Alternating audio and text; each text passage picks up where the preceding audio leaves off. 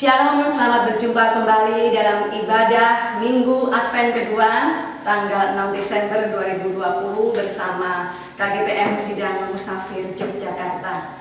Sebelum ibadah kita mulai, marilah kita mengambil waktu saat teduh.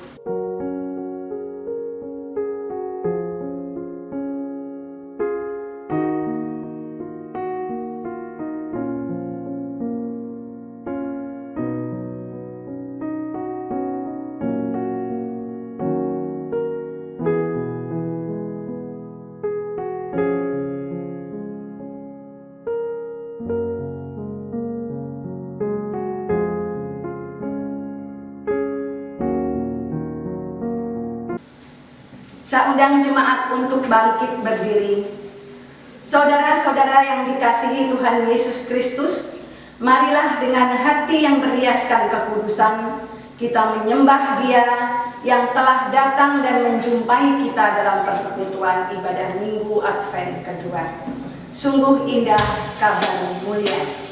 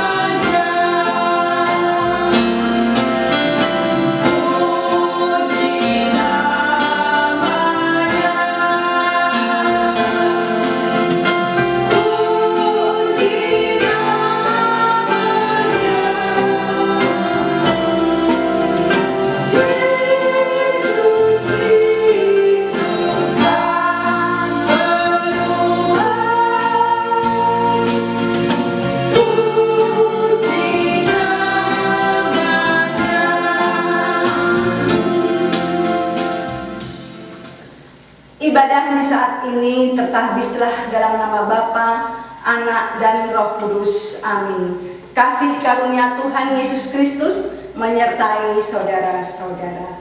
Alam raya berkumandang.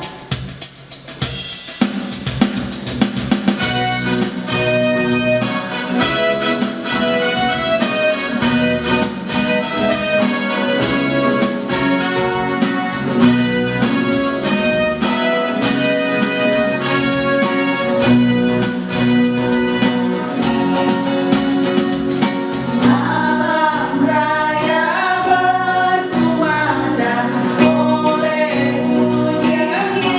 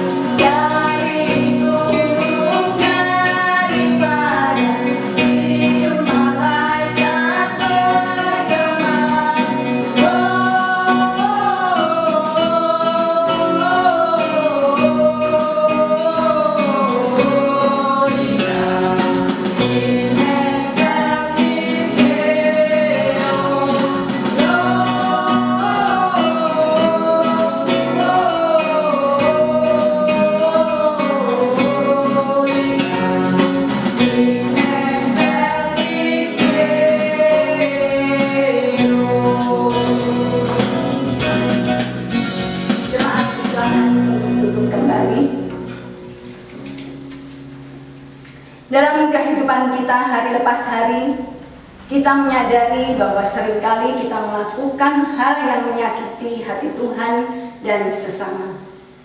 Untuk itu, marilah kita mengaku dosa dalam doa.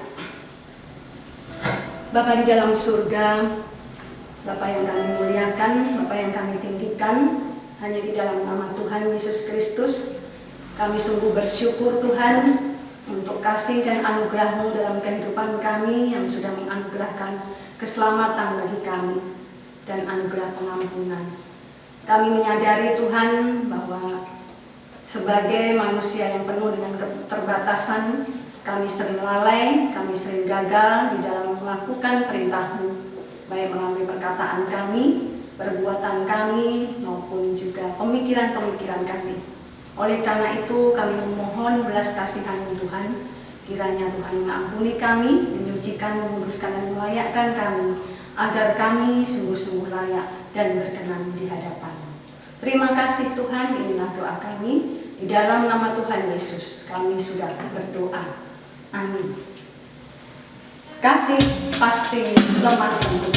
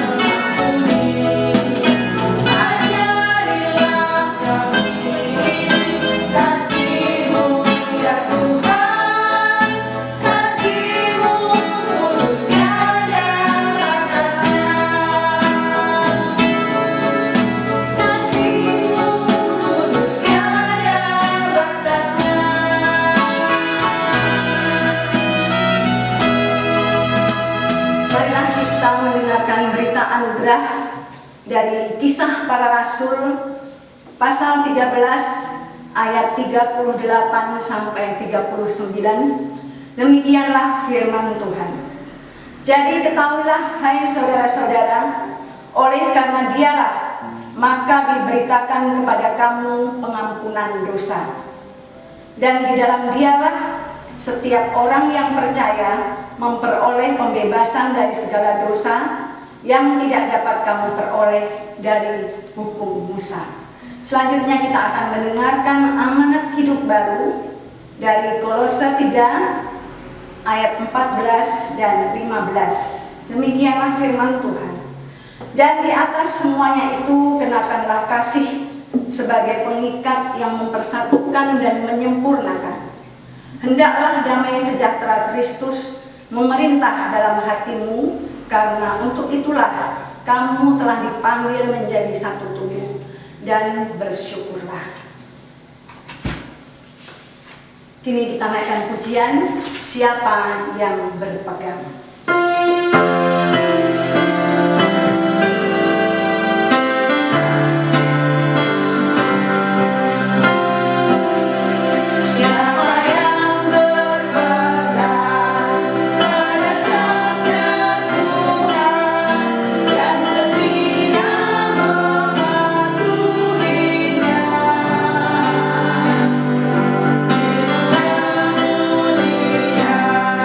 Dalam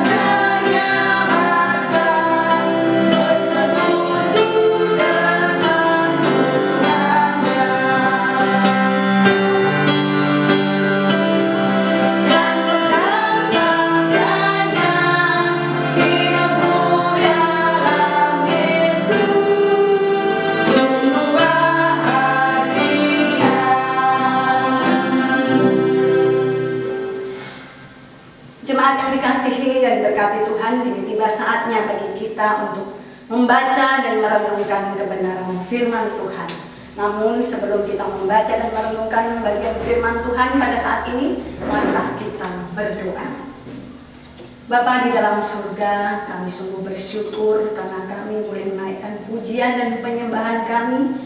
Bahkan pada saat ini kami boleh kembali belajar dan merenungkan kebenaran firman-Mu.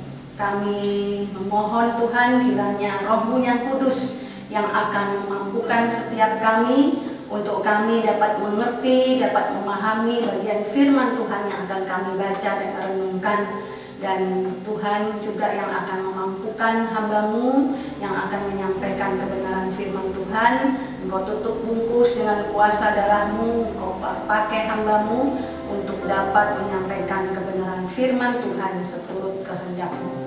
Biarlah kami terus diajar oleh Tuhan untuk dapat mengaplikasikan kebenaran firman-Mu dalam kehidupan kami hari lepas hari. Bersabdalah Tuhan, kami siap mendengarkan. Di dalam nama Tuhan Yesus kami sudah berdoa. Amin. Jemaat yang dikasihi Tuhan, marilah kita bersama-sama membuka Alkitab kita dari Perjanjian Lama, yaitu dari kitab Zakaria pasal 8 ayat 1 sampai 19. Zakaria pasal 8 ayat 1 sampai 19.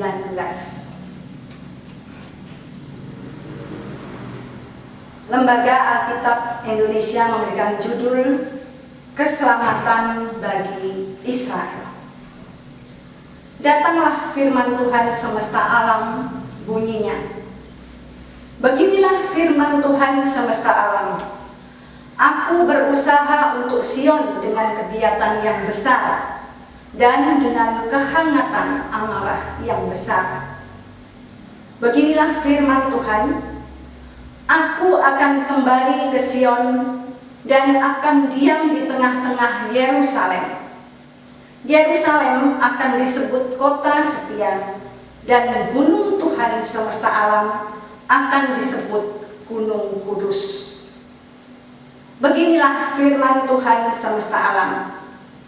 Akan ada lagi kakek-kakek dan nenek-nenek duduk di jalan-jalan Yerusalem, masing-masing memegang tongkat karena lanjut usianya. Dan jalan-jalan kota itu akan penuh dengan anak laki-laki dan anak perempuan yang bermain-main di situ. Beginilah firman Tuhan semesta alam. Kalau pada waktu itu sisa-sisa bangsa ini menganggap hal itu ajaib, apakah aku akan menganggapnya ajaib? Demikianlah firman Tuhan semesta alam. Beginilah firman Tuhan semesta alam. Sesungguhnya aku menyelamatkan umatku dari tempat terbitnya matahari sampai kepada tempat terbenamnya. Dan aku akan membawa mereka pulang supaya mereka diam di tengah-tengah Yerusalem. Maka mereka akan menjadi umatku dan aku akan menjadi Allah mereka dalam kesetiaan dan kebenaran. Beginilah firman Tuhan semesta alam. Kuatkanlah hatimu, hai orang-orang yang selama ini telah mendengar firman ini, yang diucapkan para nabi sejak dasar rumah Tuhan semesta alam diletakkan untuk mendirikan bait suci. Sebab sebelum waktu itu tidak ada rezeki bagi manusia, juga tidak bagi binatang. Dan karena musuh, tidak ada keamanan bagi orang yang keluar dan bagi orang yang masuk.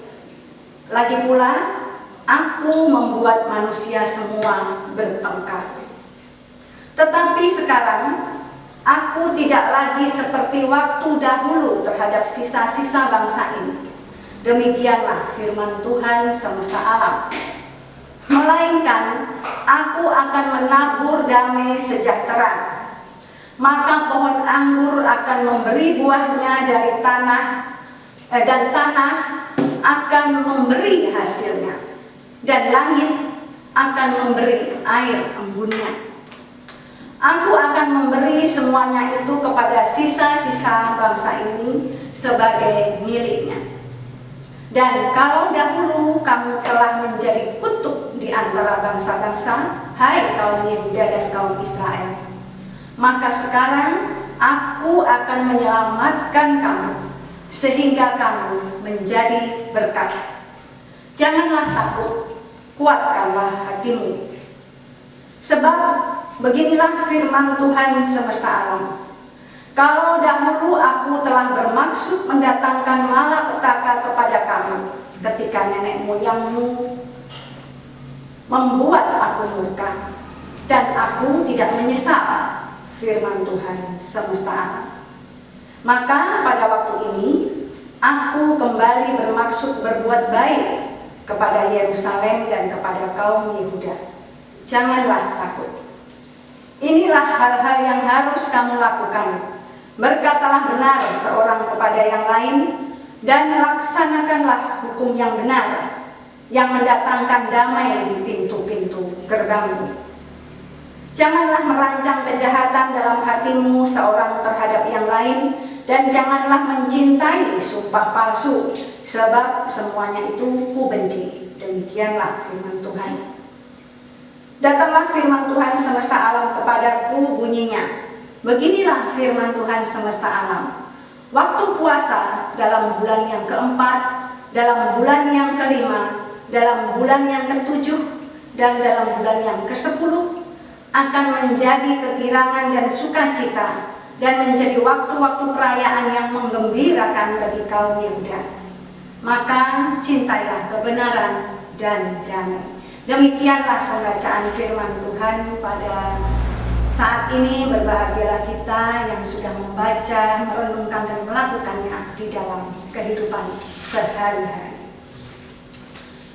Shalom, jemaat yang dikasihi dan diberkati oleh Tuhan. Minggu ini kita memasuki masa Advent kedua, masa di mana kita mempersiapkan diri untuk menyambut hari kelahiran Sang Juru Selamat. Kelahiran Yesus Kristus merupakan peristiwa sukacita bagi kita orang percaya, karena Allah di dalam Yesus Kristus telah lahir dan datang ke dunia untuk menyelamatkan manusia dari dosa dan memulihkan kehidupan kita yang penuh dengan tantangan dan pergumulan. Nah, saat ini tema khotbah adalah pemulihan hidup orang percaya. Tema khotbah kita saat ini adalah pemulihan hidup orang percaya. Jemaat yang dikasihi oleh Tuhan, 70 tahun lamanya bangsa Israel hidup di dalam penindasan bangsa asing di tanah pembuangan. Karena apa? Karena ketidaktaatan bangsa itu kepada Allah, sehingga mereka harus menerima pendisiplinan dari Allah. Hidup di tanah pembuangan sebagai bangsa jajahan tentulah tidak enak, karena kehidupan mereka tidak bisa bebas. Ada ketakutan, tidak aman, banyak mengalami kesukaran dan juga mengalami penderitaan, baik secara jasmani maupun juga secara rohani, baik secara lahir maupun secara batin. Terlebih lagi pada saat itu Allah tidak ada bersama-sama dengan mereka.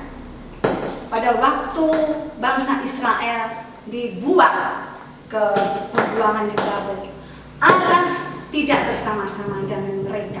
Allah tidak ada di tengah-tengah mereka. Hal ini yang membuat bangsa Israel menjadi putus asa dan kehilangan pengharapan. Namun tidak untuk selamanya Tuhan mendendam. Tidak untuk selamanya Tuhan murka. Allah yang adalah kasih ingin menunjukkan kepada umatnya bahwa kasih yang dimiliki oleh Allah adalah kasih yang tetap dan tidak berubah.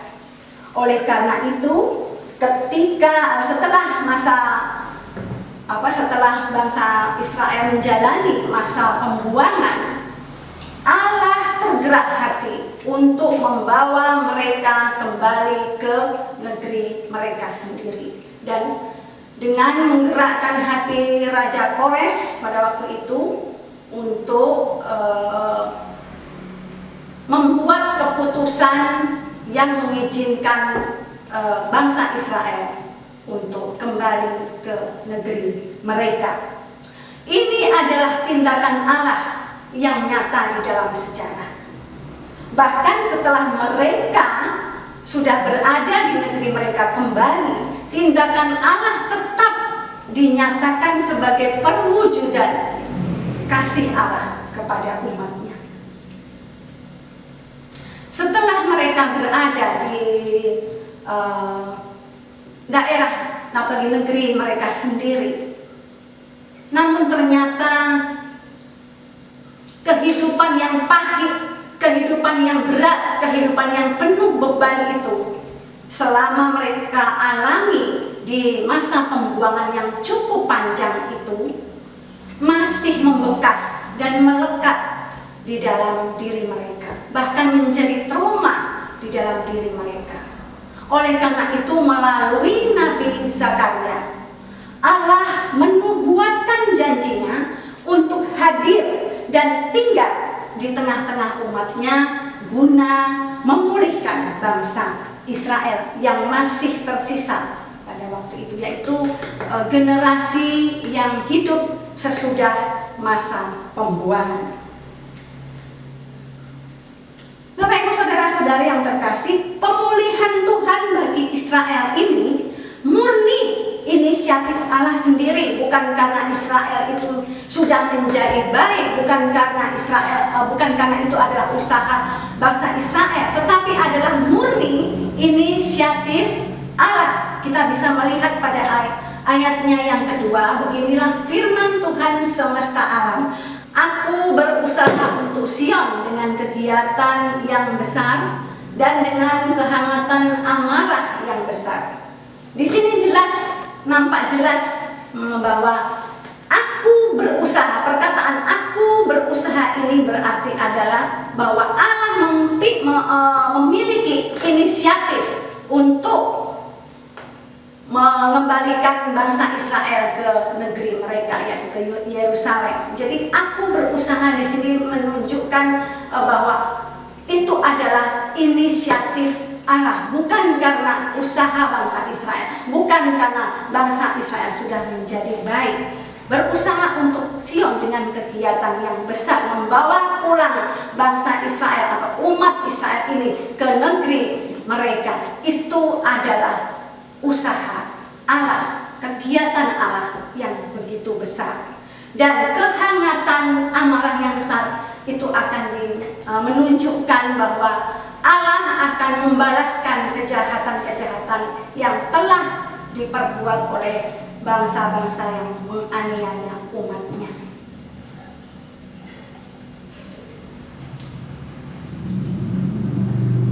Bapak, Ibu, dan saudara-saudari yang terkasih di dalam Yesus Kristus, Allah ingin memulihkan umatnya dengan hadir dan tinggal di tengah-tengah umatnya. Janji kehadiran Allah ini menjadi angin segar, menjadi suatu penghiburan bagi bangsa Israel yang sudah lama merindukan adanya pemulihan. Dengan kehadiran Allah di di tengah-tengah bangsa Israel ini menjadi suatu sukacita yang luar biasa, menjadi pengharapan, menjadi angin segar penghiburan yang luar biasa bagi bangsa Israel pada waktu itu, yang sudah lama memang merindukan pemulihan dari Allah. Apa saja janji pemulihan Allah kepada umatnya? Yang pertama adalah Allah berjanji akan menyertai umatnya. Ini pemulihan secara jasmani. Jadi Allah hadir di tengah-tengah umatnya untuk memulihkan baik jasmani maupun juga secara rohani. Dalam yang pertama, Allah memulihkan jasmani. Itu Allah berjanji akan menyertai umatnya. Bahkan sampai lanjut usia, Allah tetap menyertai. Dan ini digambarkan pada ayatnya yang keempat. Beginilah firman Tuhan semesta alam. Akan ada lagi kakek-kakek dan nenek-nenek duduk di jalan-jalan Yerusalem, masing-masing memegang tongkat karena lanjut usianya.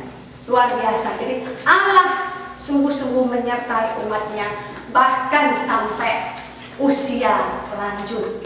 Kemudian yang kedua, Allah juga memberikan kehidupan yang damai, aman dan tentram kepada umatnya di ayat yang kelima dan ayat yang ke-15. Demikianlah firman Tuhan semesta alam. Kalau dan jalan-jalan kota itu akan penuh dengan anak laki-laki dan anak perempuan yang bermain-main di situ. Menggambarkan bahwa suasana kota itu, suasana tempat itu penuh dengan keamanan sehingga anak-anak tidak merasa takut untuk bermain di jalan-jalan itu, di jalan-jalan kota itu. Tidak ada perasaan takut. Karena apa? Sedemikian nyamannya kota itu, sedemikian amannya, menunjukkan damai dan tentram karena anak laki-laki dan perempuan bermain bersama-sama, menggambarkan suatu sukacita yang luar biasa. Allah akan memberikan kehidupan yang damai, aman dan tentram kepada umatnya. Di samping Allah menyertai umatnya hingga lanjut usia.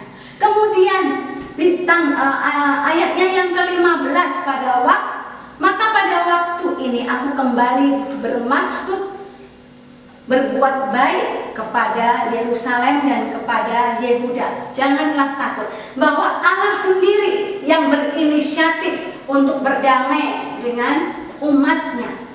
Umatnya yang sudah berkali-kali menyakiti hatinya, tetapi Allah tetap mengasihinya. Walaupun mereka sudah menyakiti berulang kali, tetapi Allah tetap mengasihi bangsa Israel, mengasihi umatnya. Bahkan Allah sendiri berinisiatif untuk berdamai dengan umatnya. Itu ditunjukkan pada ayat yang ke-15. Kemudian selanjutnya, apalagi pemulihan jasmani yang dijanjikan oleh Allah, yang yaitu Allah akan memberi kesejahteraan pada ayatnya yang ke-12. Melainkan aku akan menabur damai sejahtera, maka pohon anggur akan memberi buahnya, dan tanah akan memberi hasilnya, dan langit akan memberi air embunnya.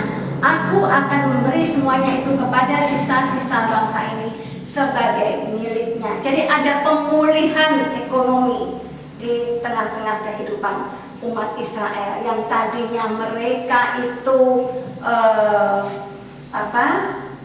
hidup di dalam penderitaan. Ini sangat kontras dengan ayat yang ke-10 ya. Sebab sebelum waktu itu tidak ada rezeki bagi manusia, juga tidak bagi binatang, dan karena musuh tidak ada keamanan bagi orang yang keluar dan bagi orang yang masuk. Lahirlah aku membuat manusia semua bertengkar. Jadi sangat kontras sekali dengan janji-janji Allah yang sudah dinyatakan untuk memulihkan umat Israel secara jasmani, bahwa Allah akan memberi kesejahteraan.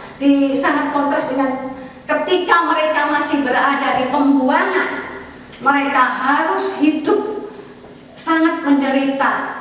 Mereka serba kekurangan, hasil pertanian tidak diberkati oleh Tuhan, kemudian di tengah-tengah situasi kehidupan mereka itu merasakan ketidaknyamanan, ada ketakutan karena yang mereka jumpai adalah musuh-musuh mereka semua, satu dengan yang lain saling bertengkar. Tetapi di ayat yang ke-12 ini Allah menjanjikan bahwa akan ada pemulihan ekonomi. Segala hasil pertanian, hasil perkebunan diberkati, tanah diberkati, subur menghasilkan buahnya, dan juga ada kedamaian dengan sesama. Di samping juga berdamai dengan Tuhan, tetapi juga berdamai dengan sesama. Kemudian selanjutnya Tuhan atau Allah memulihkan secara rohani. Kalau yang tadi Allah memulihkan secara jasmani, sekarang Allah memulihkan secara rohani. Jadi kehadiran Allah di tengah-tengah umatnya itu selain untuk memulihkan jasmani mereka, juga memulihkan rohani mereka. Apa saja pemulihan rohani yang dijanjikan Allah? Yaitu pada ayatnya yang ketiga.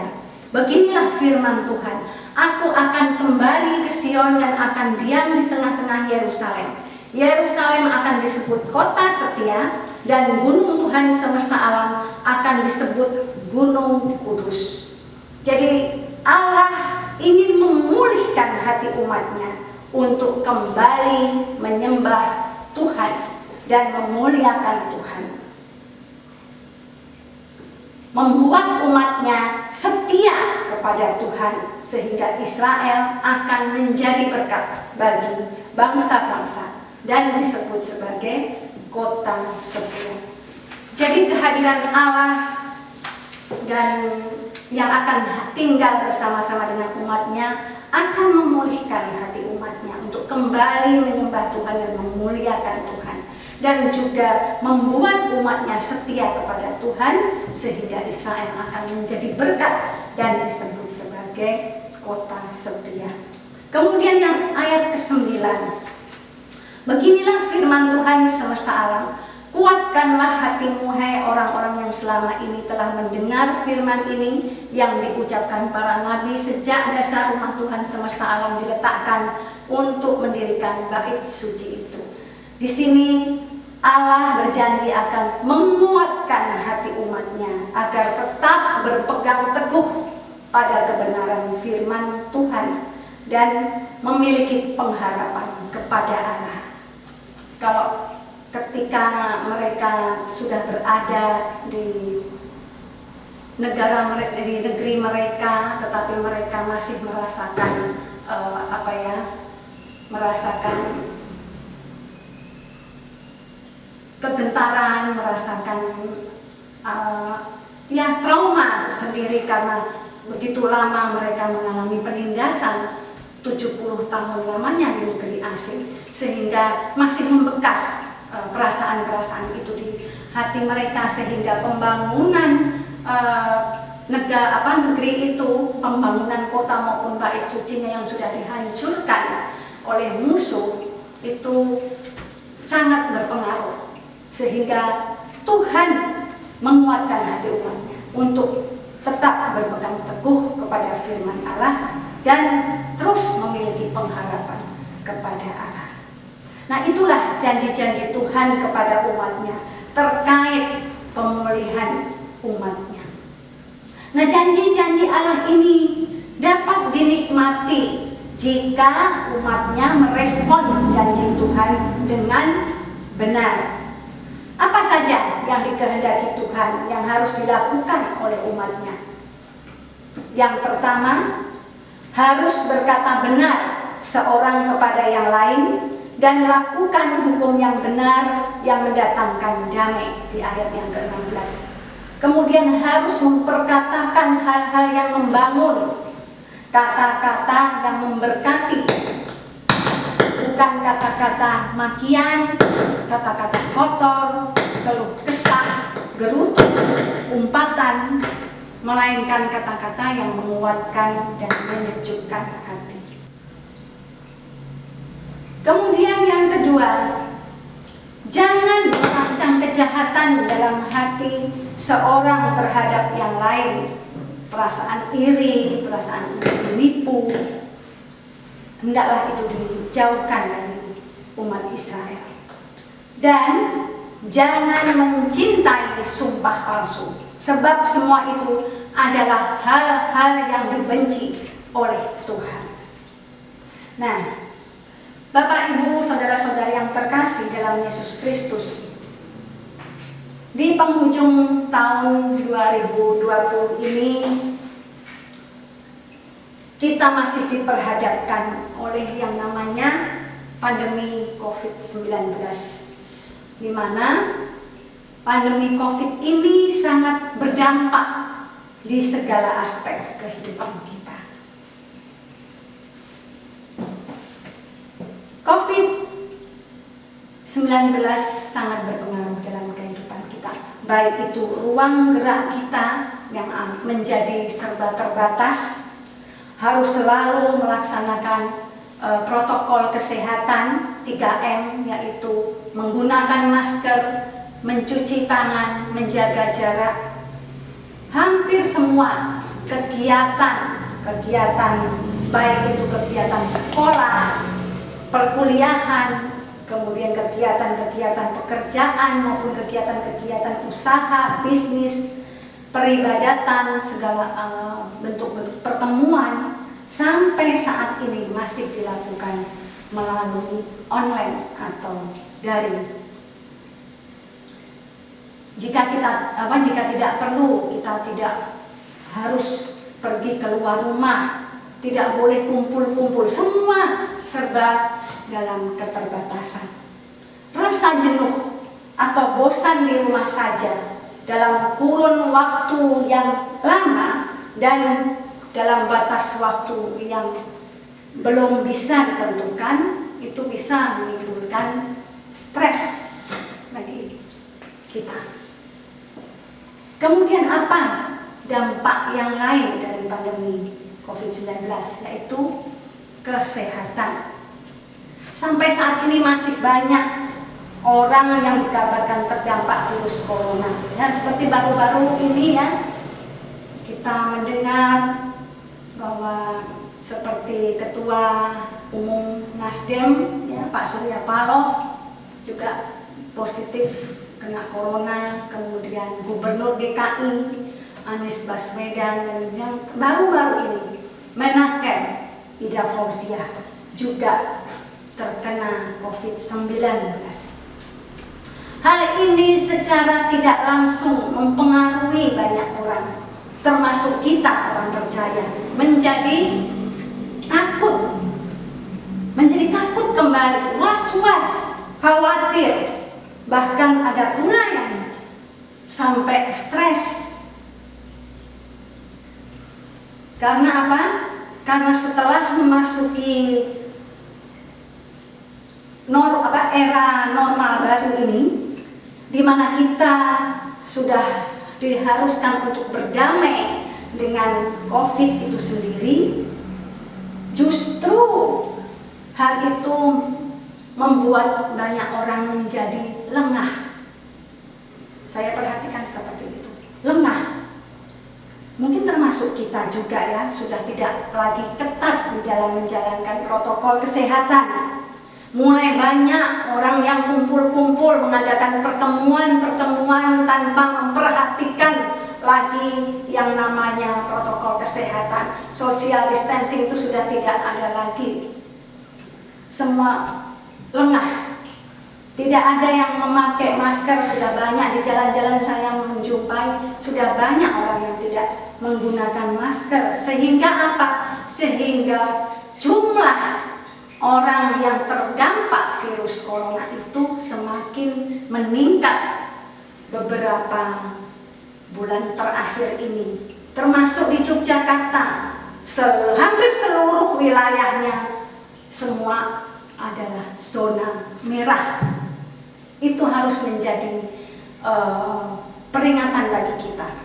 Kita harus kembali menjalankan protokol kesehatan yang selama ini sudah berlaku. Kita harus kembali melakukan pembatasan-pembatasan. Kalau selama ini masih ada yang berani kumpul-kumpul, mulai sekarang kita harus menjaga diri. Supaya apa? Supaya tidak semakin banyak lagi. Nah, itulah yang membuat keadaan menjadi semakin sulit. Orang banyak yang stres karena takut dengan virus ini. Ada yang tidak berani keluar rumah, ada yang harus terlalu berlebihan di dalam memproteksi diri. Nah, kita harus kembali meningkatkan kehati-hatian dan kewaspadaan untuk mencegah COVID ini menyebar luas. Dampak yang selanjutnya adalah secara ekonomi. Pandemi ini sangat berdampak besar terhadap perkembangan ekonomi, terhadap baik secara pribadi maupun secara global, ya. Banyak industri-industri, bisnis-bisnis, pelaku-pelaku usaha yang secara langsung berkaitan dengan pelayanan publik dengan orang-orang banyak, seperti perhotelan misalnya, kemudian tempat-tempat pariwisata, transportasi, travel yang terdampak sehingga mereka harus terpaksa melakukan PHK kepada para karyawannya karena tidak ada pemasukan, sehingga untuk menggaji karyawannya pun juga berat di tengah-tengah kondisi seperti itu. Akhirnya dengan terpaksa harus mem-PHK sejumlah karyawannya. Dan akibatnya lagi banyak orang yang harus kehilangan pekerjaan, sementara mereka harus diperhadapkan dengan tuntutan kebutuhan. Banyak di antara kita yang mengalami kesulitan ekonomi atau keuangan.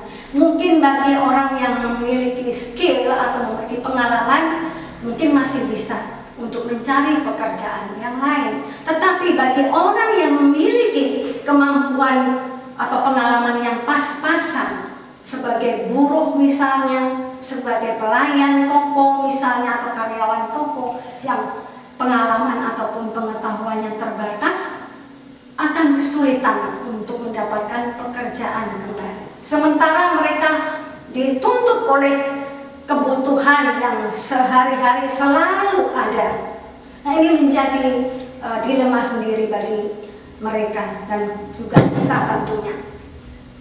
Dalam situasi yang terjepit, dalam situasi yang kepepet, yang sulit, maka tak heran banyak yang mengambil jalan pintas demi mendapatkan uang untuk bisa memenuhi kebutuhan, tanpa menyadari bahwa jalan yang mereka tempuh yang kelihatannya membantu itu pada akhirnya akan menyulitkan dan menjerumuskan mereka. Banyak sekarang kan ditawar-tawarkan pinjaman-pinjaman. Memang kelihatannya itu mudah, dalam waktu berapa menit sudah bisa dicairkan dan sebagainya tanpa jaminan, tetapi itu menjerumuskan kita. Kalau kita tidak sanggup untuk membayar, kalau kita terlambat untuk membayar, maka kita akan dikejar-kejar oleh mereka. Bukannya kita hidup semakin enak, tetapi malah semakin bertambah sulit. Ada beban lagi yang harus kita tanggung, yang harus kita hadapi. Ini yang membuat seseorang menjadi stres, menjadi depresi. Kalau tidak kuat di dalam iman, maka mereka akan melakukan hal-hal yang tidak diinginkan, yang tidak dikehendaki oleh Tuhan. Oleh karena itu, sebagai orang percaya, melalui pembacaan kita saat ini, kita kembali diingatkan akan janji Tuhan yang sanggup memulihkan kehidupan kita. Ketika kita diperhadapkan oleh masalah yang rumit, yang sulit, kita harus mengingat janji Tuhan yang sanggup memulihkan kehidupan kita. Karena Tuhan yang adalah kasih, dan kasih-Nya itu tetap tidak pernah berubah, akan dinyatakannya kepada kita. Tidak untuk selamanya kita mengalami situasi sulit seperti sekarang ini. COVID-19 yang sudah cukup panjang harus kita hadapi, suatu saat nanti pasti akan berakhir.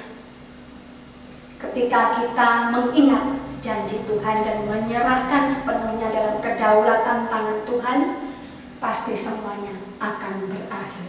Entah kapan, kita tidak ada yang tahu.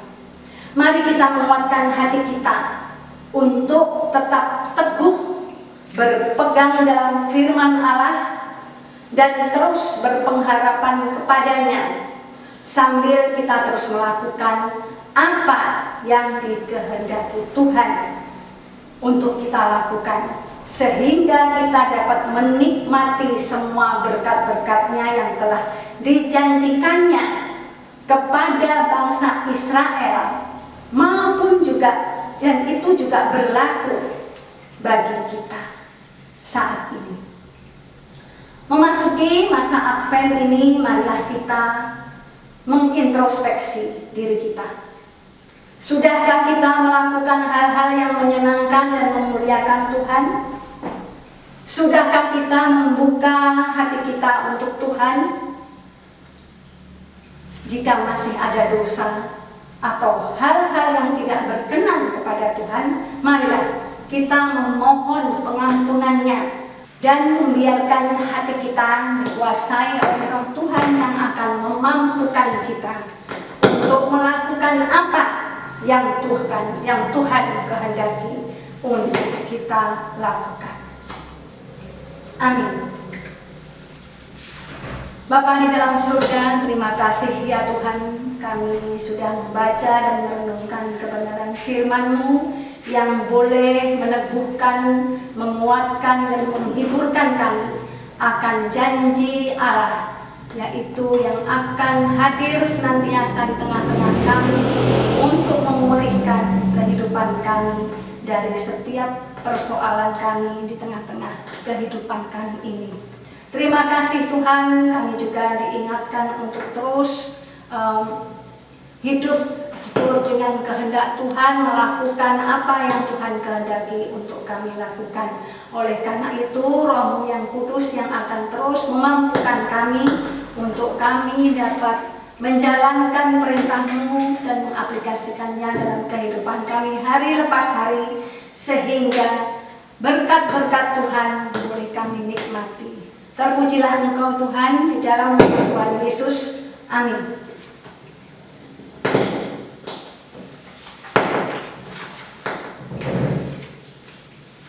Jemaat, saya undang untuk bangkit berdiri. Marilah kita menyatakan iman kita dengan mengucapkan bersama pengakuan iman rasuli. Aku percaya kepada Allah Bapa yang Maha Kuasa, Khalik langit dan bumi, dan kepada Yesus Kristus anaknya yang tunggal Tuhan kita, yang dikandung daripada Roh Kudus, lahir dari anak darah Maria, yang menderita di bawah pemerintahan Pontius Pilatus, disalibkan, mati dan dikubur, turun ke dalam kerajaan maut. Pada hari yang ketiga bangkit pula dari antara orang mati, naik ke surga, duduk di sebelah kanan Allah Bapa yang Maha Kuasa, dan akan datang dari sana untuk menghakimi orang yang hidup dan yang mati. Aku percaya pada Roh Kudus, gereja yang kudus dan am, persekutuan orang kudus, pengampunan dosa, kebangkitan manusia, dan hidup yang kekal. Amin. Jemaat dipersilakan untuk duduk kembali. Kini tiba saatnya kita akan memberikan persembahan, namun sebelumnya marilah kita membaca bagian firman Tuhan dari Mazmur 54 ayatnya yang ke-8. Mazmur 54 ayatnya yang ke-8. Dengan rela hati aku akan mempersembahkan kurban kepadamu, bersyukur sebab nama-Mu baik ya Tuhan.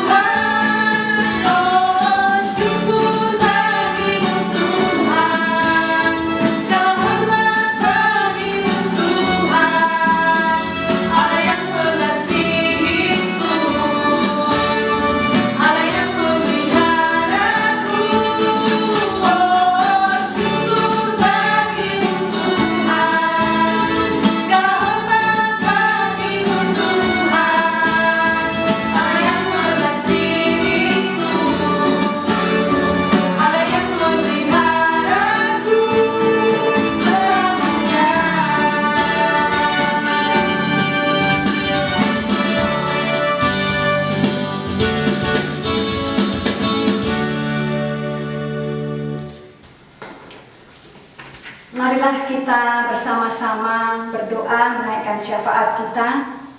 Oleh karena itu, marilah kita mengambil sikap doa. Bapa di dalam surga, kami sungguh bersyukur Tuhan karena pemeliharaan dan penyertaan Tuhan yang senantiasa Engkau limpahkan kepada kami dalam kami menjalani kehidupan kami hari lepas hari. Tuhan senantiasa mampukan kami di dalam kami melakukan tugas dan tanggung jawab kami. Apapun yang kami kerjakan, apapun yang kami lakukan, senantiasa di dalam kedaulatan Tuhan, Tuhan yang menyertai, Tuhan yang memberkati. Kami juga bersyukur untuk kesehatan, kekuatan yang sudah Tuhan berikan hingga saat ini. Tuhan, kami boleh ada sebagaimana kami ada. Oleh karena itu Tuhan, pada saat ini pula kami juga akan berdoa untuk bangsa dan negara kami. Kami mau serahkan pemerintahan bangsa dan negara kami ke dalam tangan-Mu, pimpinan-pimpinan mulai dari presiden, wakil presiden, juga para menteri yang ada dan jajaran-jajaran yang ada, juga pemimpin-pemimpin di tingkat provinsi, tingkat kabupaten, dan juga sampai ke pelosok-pelosok desa. Engkau juga yang akan memberkati, memampukan setiap pemimpin-pemimpin kami untuk dapat menjalankan tugas tanggung jawab masing-masing dengan baik seturut dengan kehendak-Mu. Tuhan juga yang akan memberikan kesehatan, kekuatan kepada mereka dan keluarga mereka. Tuhan mengaruniakan hikmat untuk mereka dapat mengambil setiap kebijakan dan juga keputusan dengan benar dan boleh mendatangkan kebaikan dan kesejahteraan bagi bangsa kami. Tuhan, kami juga terus berdoa untuk setiap program-program yang sudah terlaksana ataupun yang belum. Engkau juga yang akan memberkati yang sudah terlaksana, kiranya boleh terus dipakai untuk mendatangkan kesejahteraan dan kebaikan bangsa kami. Bagi program kerja yang belum terlaksana, kiranya boleh terrealisasi seturut dengan kehendak Tuhan. Kami juga berdoa Tuhan untuk bangsa kami yang banyak sekali di akhir-akhir ini terdampak dengan virus corona. Engkau juga yang akan terus memberikan mereka kekuatan, memberikan penghiburan dan juga pemulihan atas apa yang mereka rasakan. Tuhan juga memberkati keluarga mereka agar terus dijauhkan dari ancaman virus ini. Kau juga memberkati setiap petugas-petugas yang terkait dengan penanganan COVID-19 ini. Engkau juga yang akan memampukan mereka di dalam menjalankan tugas pekerjaan mereka. Tuhan juga yang akan memberikan mereka kekuatan, kesehatan ekstra, kesabaran untuk dapat menjalankan tugas pelayanan mereka dengan baik, dapat memberikan penghiburan kepada setiap pasien yang mereka layani, yang mereka obati. Tuhan, kami terus mendoakan dalam tangan kuasa-Mu. Berdoa juga Tuhan untuk rencana pilkada yang akan diadakan serentak pada tanggal 9 Desember. Kiranya kegiatan ini juga boleh berjalan dengan baik dan tertib dalam situasi suasana yang kondusif, dan siapapun nanti yang akan terpilih, kami meyakini bahwa itu adalah yang terbaik yang Tuhan berikan. Bagi yang tidak terpilih, kiranya mereka juga boleh menerima dengan legowo. Tuhan, tidak ada yang berusaha untuk melakukan perbuatan-perbuatan yang dapat meresahkan masyarakat, yang dapat mengacaukan bangsa dan negara kami. Kami juga terus berdoa untuk bangsa kami agar mereka terus diberikan kepatuhan di dalam menjalankan protokol kesehatan, terus mendukung program-program pemerintah, terus dapat bekerja sama dengan pemerintah. Bagi mereka yang saat ini sedang bergumul dengan masalah pekerjaan, Tuhan yang akan menolong, memberikan jalan keluar untuk mereka bagi mereka yang mengalami pergumulan, Tuhan juga yang akan melawat kehidupan mereka. Terima kasih Bapa di dalam surga, berdoa juga untuk gereja kami, KGPM Musafir Yogyakarta, untuk setiap program-program pelayanan yang sudah berjalan. Engkau juga memberkati agar melalui kegiatan pelayanan yang sudah berjalan selama ini, jemaat kami Tuhan semakin didewasakan di dalam iman, semakin bertumbuh dalam pengenalan dan pemahaman yang benar akan Tuhan dan firman-Mu. Tuhan juga memberkati setiap para pelayan dan hamba-hamba Tuhan yang terlibat dalam pelayanan. Engkau juga yang akan mengurapi, memperlengkapi agar mereka dapat melayani dengan baik dan memberi yang terbaik untuk hormat dan kemuliaan nama Tuhan. Berikan setiap kami, para pelayan dan hamba-hamba-Mu, untuk memiliki hati yang murni dan motivasi yang benar di dalam melayani Tuhan. Kami juga berdoa Tuhan untuk para pengurus, badan pimpinan sidang, pimpinan majelis sidang yang ada, juga para pengurus badan komisi, baik komisi pemuda, posutri, juga para koordinator bidang pelayanan GM. Engkau juga yang akan memberikan kami kesatuan hati satu dengan yang lain, ada kebersamaan satu dengan yang lain. Kami boleh saling mendoakan, kami boleh saling menopang, menguatkan dan menghiburkan satu dengan yang lain. Engkau juga yang akan memberkati setiap kami, baik kami yang masih mahasiswa, kami yang sudah bekerja, kami sebagai ibu rumah tangga, baik yang sudah berkeluarga. Tuhan juga yang akan memberkati setiap kami untuk kami dapat menjalankan tugas tanggung jawab kami masing-masing dengan baik seturut kehendak-Mu, dapat dimampukan pula menjalankan tugas tanggung jawab kami sebagai mahasiswa, sebagai pekerja, sebagai ibu rumah tangga, terlebih juga di dalam tugas panggilan pelayanan yang Tuhan percayakan kepada setiap kami. Kuat sehat kiranya senantiasa menjadi bagian kehidupan para pengurus kami Tuhan. Berdoa juga Tuhan untuk para pemerhati dan juga donatur yang dengan setia mensupport kegiatan pelayanan gereja kami. Tuhan juga yang akan memberkati mereka dimanapun mereka pergi dan berada, kiranya senantiasa boleh dipakai Tuhan untuk menjadi berkat bagi banyak orang. Tuhan memberkati pelayanan mereka, memberkati pekerjaan mereka dan keluarga mereka.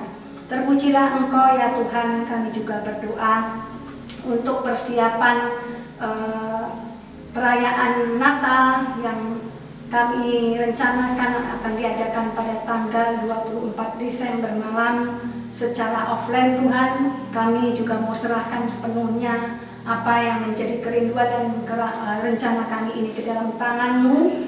Biarlah semuanya boleh jadi seturut dengan kehendak Tuhan. Tuhan sendiri yang akan memberkati semua persiapan-persiapan yang dilakukan, setiap sarana-sarana yang digunakan agar dapat mendukung jalannya peribadatan perayaan Natal ini, sehingga semuanya boleh berjalan dengan baik dan lancar seturut dengan kehendak Tuhan.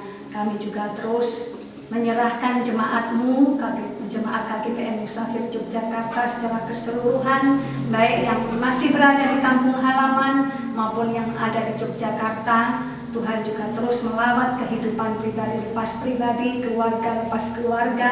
Tuhan, penyertaan dan perlindungan-Mu senantiasa bersama mereka, memampukan mereka dalam menjalankan tugas tanggung jawab mereka, baik dalam tugas tanggung jawab pribadi dan tugas tanggung jawab pelayanan. Terima kasih Tuhan Yesus. Kami juga menyerahkan persembahan pada malam hari ini, bersyukur untuk semua berkat-berkat yang Tuhan sudah limpahkan kepada kami. Kami sudah mengembalikannya kepada Tuhan.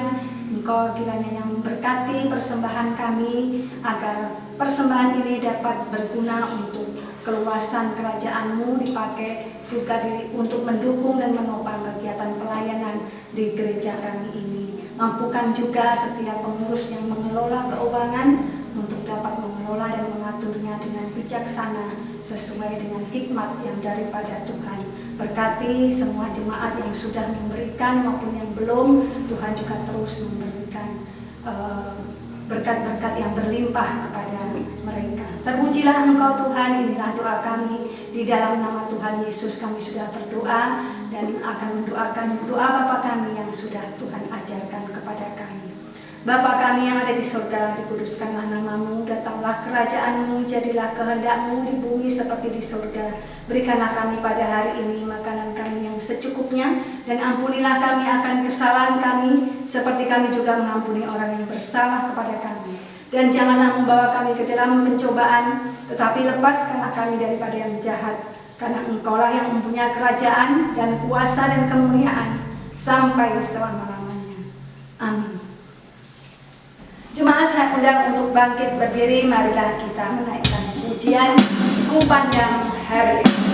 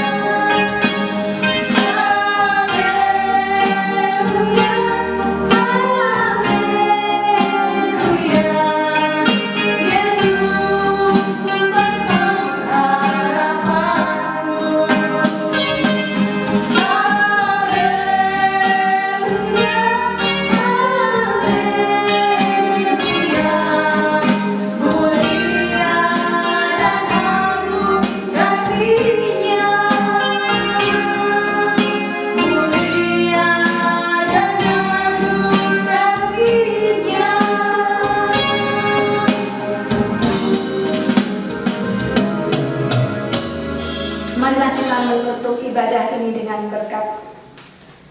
Damai sejahtera Allah yang melampaui segala akal akan memelihara hati dan pikiranmu dalam Kristus Yesus saat ini dan sampai selamanya.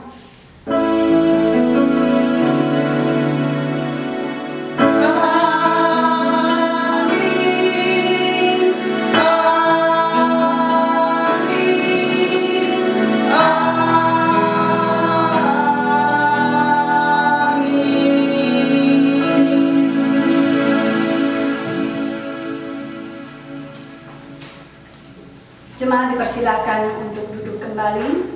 Selamat hari Minggu, Tuhan Yesus memberkati kita semua. Amin.